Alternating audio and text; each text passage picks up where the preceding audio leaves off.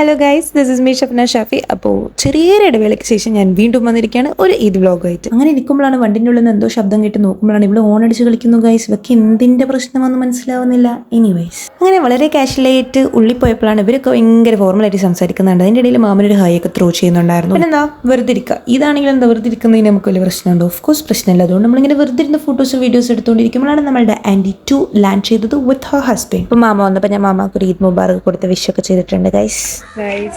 ഇപ്പം എന്തോ കാര്യമായിട്ട് പറ്റിക്കണം. ഈ സ്നേഹമൊക്കെ വെറും ടെമ്പററി ആണ്. വീഡിയോ ഓഫ് ആക്കി കഴിഞ്ഞാൽ ഈ സ്നേഹമൊന്നും ഞാൻ കാണുന്നതേ ഇല്ല.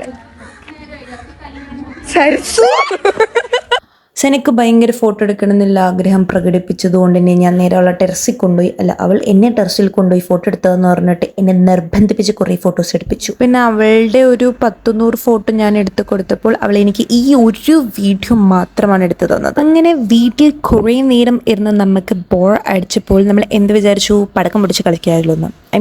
പടക്കം പൊട്ടിച്ച് കളിച്ചാലോ എന്ന്. Is that normal? I don't know. Anyways കുറച്ച് പടക്കമില്ലോണ്ട് ഇതായതുകൊണ്ടും എന്തുകൊണ്ട് പൊട്ടിച്ചൂടാ, അതുകൊണ്ട് നമ്മൾ പൊട്ടിച്ചു എന്ന് പറയുമ്പോൾ ആദ്യത്തെ പൊട്ടിയില്ലെങ്കിലും രണ്ടാമത്തതും മൂന്നാമത്തും വളരെ നന്നായി പൊട്ടിയിരുന്നു. ഈ വീഡിയോ എന്താ ഇത്ര ഷെയ്ക്ക് ആവുന്നതെന്ന് ചോദിച്ചാൽ ഞാനിപ്പോൾ എന്താ പറയുക, നമുക്കൊക്കെ ഭയങ്കര പേടി ഇല്ലാത്തത് കൊണ്ട് നമ്മൾ വളരെ ഒരു 1.5 കിലോമീറ്റർ അപ്പുറത്ത് നിന്നിട്ടാണ് എടുക്കുന്നത് ഇതൊക്കെ. സോ കുറേ നേരം വെറുതെ ഇരുന്നിട്ടും പടക്കം പൊട്ടിച്ച് ക്ഷീണിച്ചത് കൊണ്ടും നമ്മൾ എന്തുകൊണ്ടും ഫുഡ് കഴിക്കാമെന്ന് തീരുമാനിച്ച് ഫുഡ് കഴിച്ചുകൊണ്ടിരിക്കുന്നതാണ് നിങ്ങളിപ്പോൾ കണ്ടുകൊണ്ടിരിക്കുന്നത്. ഫുഡ് കഴിച്ച് കഴിഞ്ഞപ്പോൾ റസ്ബിൻ്റെ ബർത്ത്ഡേ ആയിരുന്നു. അപ്പോൾ റസ്ബിൻ്റെ ബർത്ത്ഡേക്ക് നമ്മൾ കേക്ക് കൊണ്ടുവന്നു, മുറിച്ചു, നല്ല അടിപൊളിയായിട്ട് ആഘോഷിച്ചു.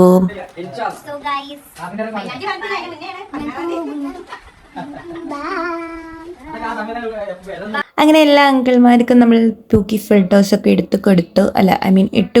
എല്ലാവരുടെ അടുത്തും ബൈ പറഞ്ഞു എല്ലാവരും വീട്ടിൽ പോയി. അപ്പോൾ ഇന്നത്തെ വ്ളോഗ് അത്രയേ ഉള്ളൂ. Bye guys.